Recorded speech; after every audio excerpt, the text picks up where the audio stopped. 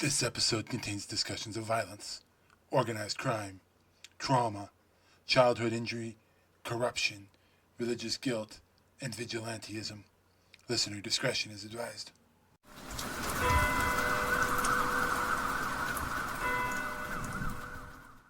Hell's Kitchen was never the kind of place people came to save. It was the kind of place people survived.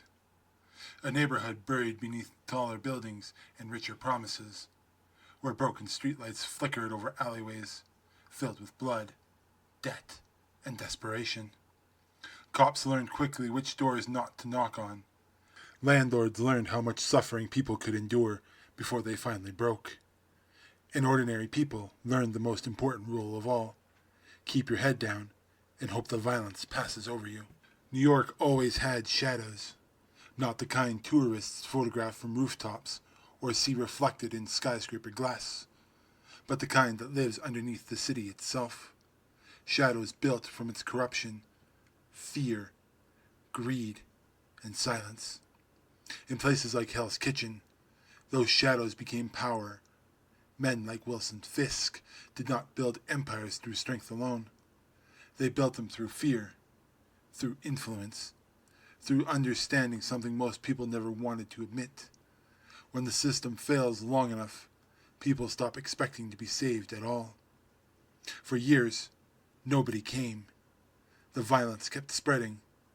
Organized crime tightened its grip around neighborhoods already struggling to survive.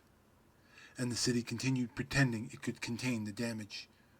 Politicians gave speeches. Police fought battles they were never truly allowed to win. Meanwhile, the people trapped in the middle learned how to live beside fear like it was part of the weather itself. And then a boy lost his sight. A tragic accident stole Matt Murdock's vision when he was young. But in many ways, it forced him to see the city more clearly than anyone around him ever could. Not the skyline, not the glamour, not the illusion New York sells to the rest of the world. He saw suffering underneath it, the fear hiding behind apartment walls, the violence whispered about after midnight, the corruption woven so deeply into the city that most people had simply accepted it as normal. Years later, that same blind boy would climb onto rooftops wearing the face of the devil himself. Not because he believed he was a hero, not because he thought he could save the world, but because he could no longer tolerate standing while his city consumed itself piece by piece. In Hell's Kitchen, survival and justice had become tangled together so tightly that sometimes they looked the exact same.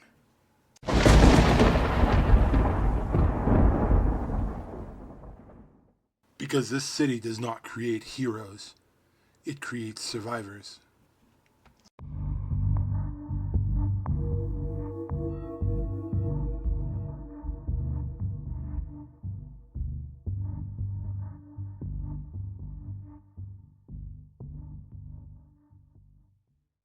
Welcome to Street Level, a cinematic Marvel lorecast exploring the vigilantes, criminals, corruption, and tragedies hidden within the shadows of New York City. This is not a story about gods descending from the sky or billionaires fighting battles above the clouds. This is a story about neighborhoods abandoned by the system, about people forced to survive inside cycles of violence, fear, and desperation long after the rest of the world stops paying attention. From Hell's Kitchen to Harlem, the city creates people willing to do terrible things for what they believe is justice. Some wear masks. Some build criminal empires. Some simply try to survive another night without losing themselves completely. But every choice leaves scars behind, and every act of violence changes the city in ways most people never notice until it is already too late. Because New York remembers everything: the blood in the alleyways, the corruption hidden inside courtrooms and police precincts, the grief carried home after midnight. Over time, those wounds become stories, and those stories become mythology. Vigilantes, criminals, survivors, and monsters, all sharing the same streets while pretending they are fighting different wars. Tonight's story begins with the devil of Hell's Kitchen himself, Matthew Murdock, not just a man beneath a mask, but the city that created him, shaped him, and ultimately gave him something worth bleeding for. Before the rooftops, before the city began to whisper his name like something half feared and half believed, there was only Matt Murdock, a boy raised inside a neighborhood that learned long ago survival mattered more than hope, a child growing up surrounded by violence, corruption, and the quiet understanding that people like him were never supposed to change anything. In Hell's Kitchen, suffering was not unusual. It was routine. Another sound beneath the sirens and the subway tracks, echoing through the streets at night. But sometimes, the people a city tries hardest to break become the ones who refuse to look away from it.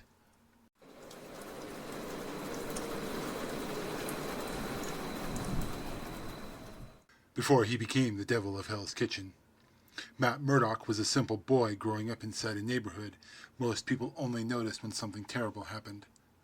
Hell's Kitchen was rough long before vigilantes ever climbed its rooftops. Violence was woven into the streets themselves. Organized crime controlled entire blocks. Corruption moved quietly through the courtrooms and police precincts, and ordinary people learned quickly that survival depended on staying invisible whenever possible.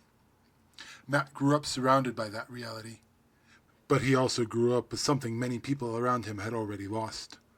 Someone trying to be better than the city expected him to be.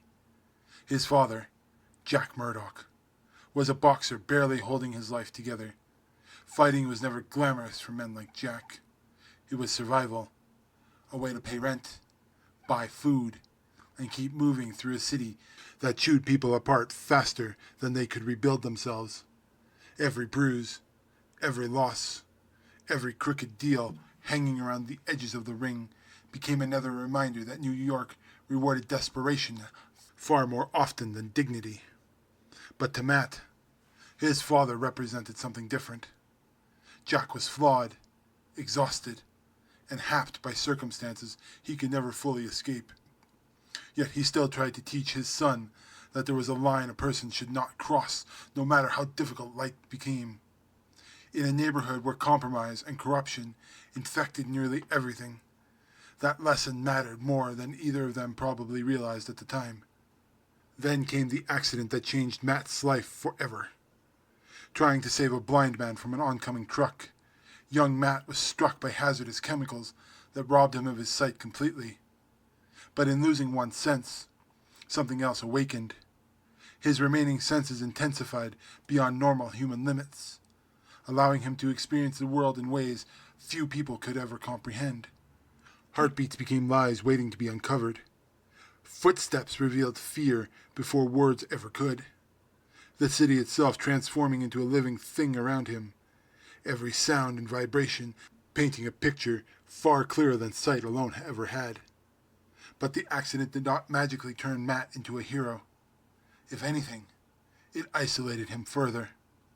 Blindness made him different in a world already eager to exploit weakness, and his growing abilities only deepened the feeling that he no longer fully belonged anywhere. Hell's Kitchen was still violent, still corrupt, still dangerous.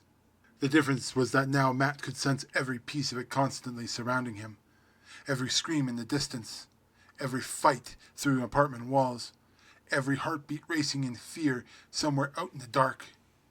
And then the city took his father too. Jack Murdock's death became the wound that shaped the rest of Matt's life. Refusing to throw a fight for criminals controlling his career, Jack chose dignity over survival and paid for it with his life. To Matt, the message was devastatingly clear. Good people did not survive this city by following the rules. The system did not protect them. The law did not save them. And corruption always seemed to reach the innocent first. For many people, that realization would have created hopelessness. For Matt Murdock, it created obsession. Matt Murdock did not become Daredevil overnight. Pain alone does not create vigilantes.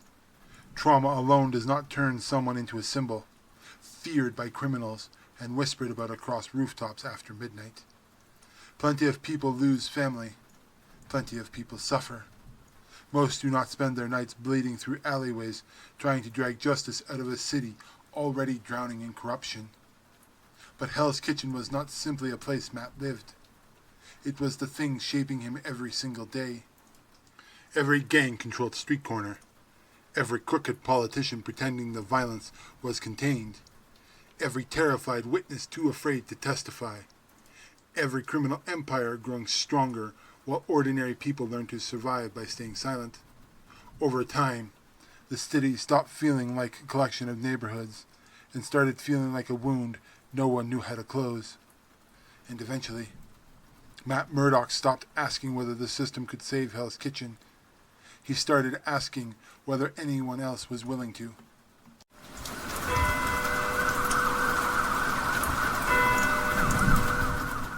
Hell's Kitchen did not create monsters overnight. It created them slowly over years of neglect, corruption, and fear settling into foundations of the city itself. Long before masked vigilantes began appearing on rooftops, entire neighborhoods had already learned what it meant to live without protection. Crime thrived because the people responsible for stopping it were either overwhelmed, compromised, or benefiting from the system exactly as it was. The law existed, but for many people living in Hell's Kitchen, justice felt distant, expensive, and unreliable. That environment shaped Matt Murdock more than any accident ever could. By day, he studied the law, believing the system could still matter if the right people fought hard enough inside it. As a lawyer, Matt wanted to protect the innocent the proper way, through courtrooms instead of violence. He and Foggy Nelson built their careers representing people most powerful firms ignored completely. The poor, the desperate, the people crushed beneath the system designed to protect wealth and influence before humanity. Every case became another reminder that corruption in New York was never isolated to the gangsters alone. It lived in corporations, politicians, police departments, and institutions that learned how to hide brutality behind paperwork and legal language. But at night, Matt saw a different version of the city. Through enhanced senses sharpened by years of training under stick, the city became impossible to ignore. Matt could hear the fear in a trembling voice before a victim ever admitted they were in danger. He could hear lies buried beneath a heartbeat. Violence stopped being abstract because he sensed it constantly surrounding him. Every scream through apartment walls, every assault in alleyways, every terrified breath from someone praying the city would somehow spare them this time. That constant exposure changed him. The law could punish criminals after the damage was already done, but Daredevil emerged from the growing belief that someone needed to stop the violence before another family buried someone they loved. The mask became more than protection for his identity. It became separation. Matt Murdock still could believe in the rules, morality, and restraint during the day. Daredevil existed in a space where those ideals failed. And the deeper Matt descended into Hell's Kitchen at night, the clearer one truth became. The city was not broken because nobody cared. It was broken because too many powerful people benefited from keeping it that way. And no figure represents that truth more clearly than Wilson Fisk. While most criminals operated through fear and chaos, Fisk understood something far more dangerous: control. He did not simply want money or territory. He wanted ownership over the city itself. Politicians, law enforcement, businesses, media outlets, construction projects, and organized crime families. Fisk treated them like pieces on a board he intended to arrange exactly as he saw fit. Publicly, he presented himself as a man trying to rebuild New York. Privately, he manipulated violence from the shadows while convincing people he alone could restore order. And in many ways, Fisk and Matt Murdock were fighting for the same thing: the soul of Hell's Kitchen. The difference was that Fisk believed fear created stability, while Matt still desperately wanted to believe justice could. But cities like Hell's Kitchen have a way of changing people who try to save them, especially when the violence truly never stops. For a long time, Matt Murdock tried to separate the two halves of himself: the lawyer who believed the system could still matter, and the vigilante climbing rooftops every night, because deep down he no longer trusted that belief completely. But violence changes people, especially repeated violence. Every fight leaves something behind. Bruises, scars, fear, rage, and over time, the line between protecting a city and punishing it begins to blur in ways even Matt himself struggles to fully understand. Because the deeper he descends into Hell's Kitchen after dark, the harder it becomes to tell whether Daredevil exists because the city needs him or because Matt Murdock does. And that question becomes far more dangerous than any criminal waiting for him in the streets below. Matt Murdock wants to believe there is a difference between justice and vengeance. That belief becomes the foundation of nearly everything he does. It is the reason he refuses to kill, the reason he still fights inside courtrooms during the day, even after witnessing how deeply corruption infects the system around him. And it is the reason Daredevil consistently feels trapped between the two identities that can never fully coexist peacefully. Matt wants to save people. Daredevil wants to stop monsters. Most nights, those goals align. But the deeper violence becomes part of his life. The harder it becomes to separate protection from punishment. Because violence changes people long before they realize it. Every night Matt spends hunting criminals across rooftops pulls him further away from the version of himself that once believed the law alone could save Hell's Kitchen. Bruises become routine. Broken bones become temporary inconveniences. Pain stops feeling unusual and starts feeling necessary. Over time, Daredevil becomes less like a disguise and more like a second self Matt can only partially control.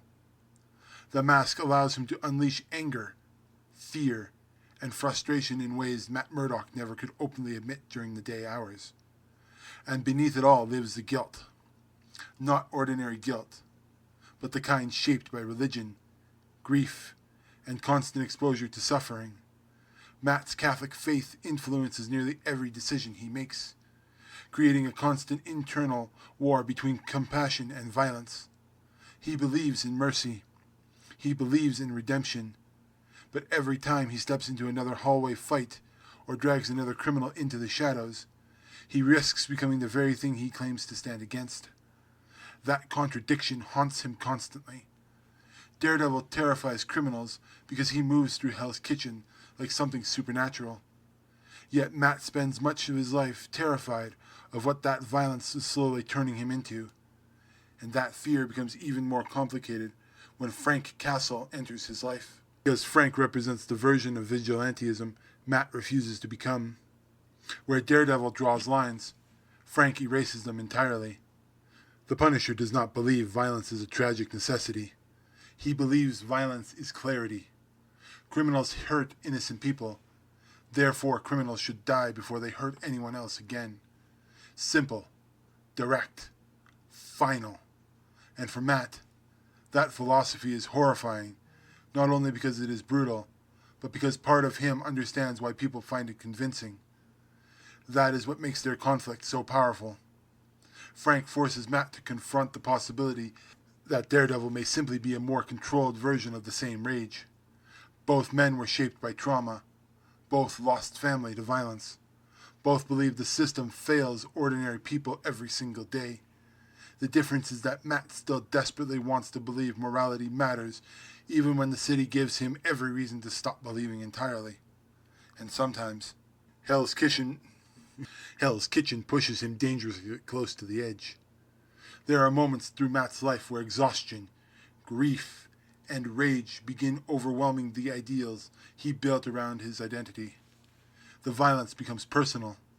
Fisk manipulates the city faster than the law can contain him. Innocent people keep dying. Friends suffer because of Matt's choices. And every night spent wearing the mask demands another piece of him in return. The truth is, Matt Murdock may wear the mask to protect Hell's Kitchen, but Daredevil exists because a part of him cannot stop fighting even when the fight is destroying him. The problem with violence is that it never stops with a person throwing a punch. Every war spills outwards, eventually into friendships, into families, into neighborhoods already struggling to survive long before vigilantes ever appeared on the rooftops. And the longer Matt Murdock lives between two identities, the more impossible it becomes to protect the people standing closest to him from the consequences of that choice. Because Hell's Kitchen does not allow heroes to suffer alone, everyone pays eventually. Friends become targets. Relationships collapse beneath secrets and fear. Innocent people get caught between criminal empires and the men trying to fight them. And somewhere along that way, Matt begins realizing that every night Daredevil survives another fight, someone else risks losing a piece of themselves trying to survive him. For all the damage Daredevil inflicts on criminals, the people most affected by Matt Murdock's choices are often the ones he is trying hardest to protect. Foggy Nelson spent years standing beside his best friend without fully understanding how much darkness Matt carries home every night.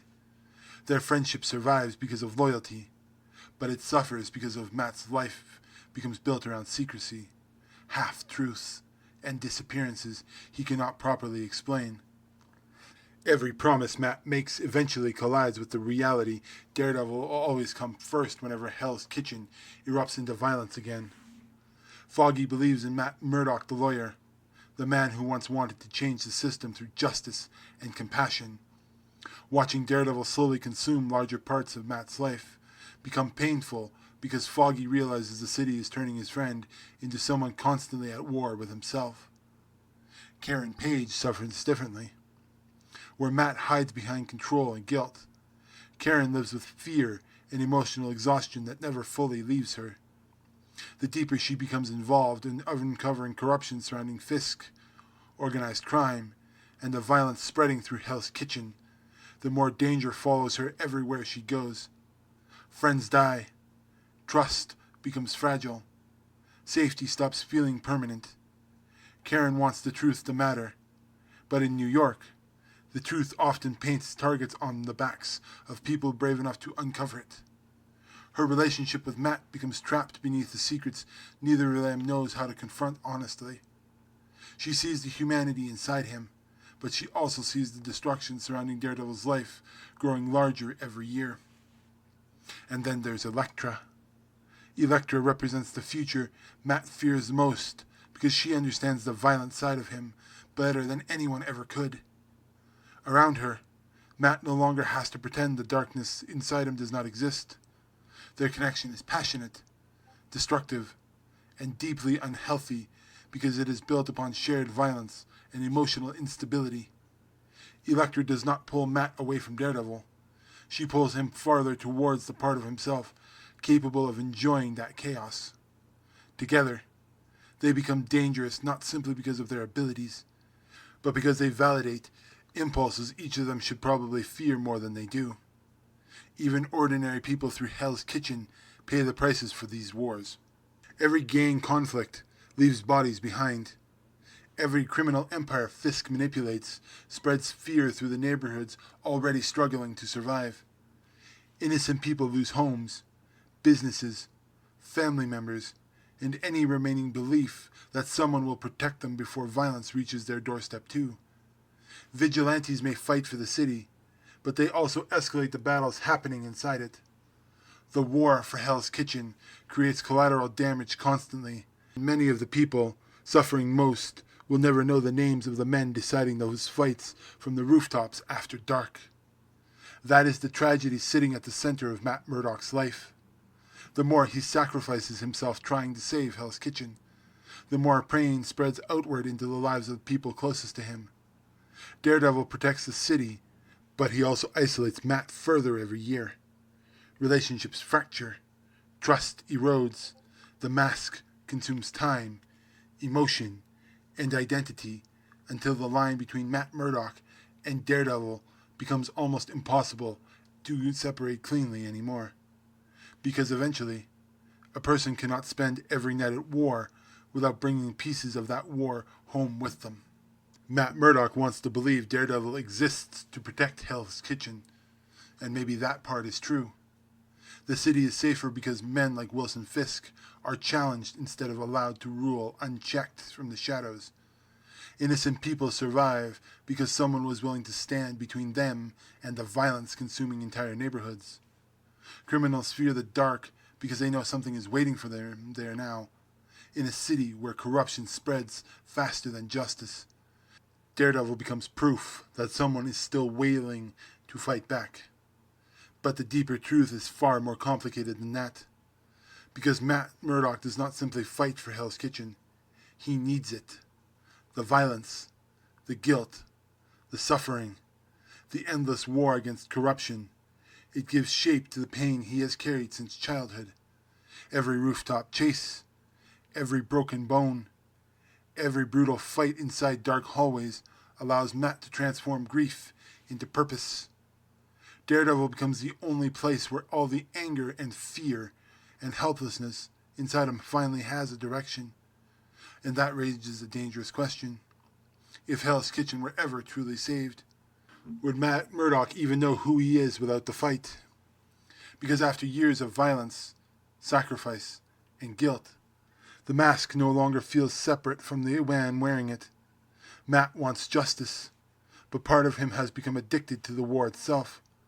Not because he enjoys suffering,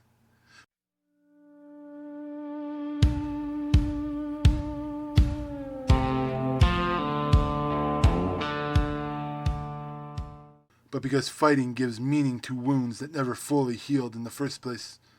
And that is the tragedy at the center of Daredevil.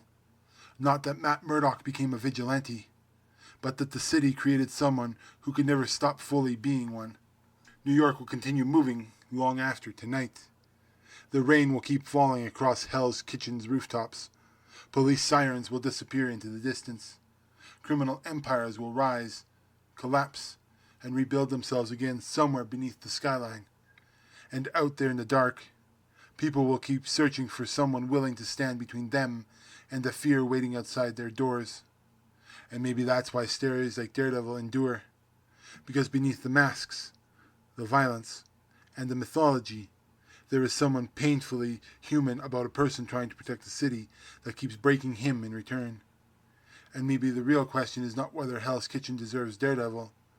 Maybe the real question is whether Matt Murdock ever deserved the burden of becoming him at all. This has been Street Level, Stories from the Shadows of New York City.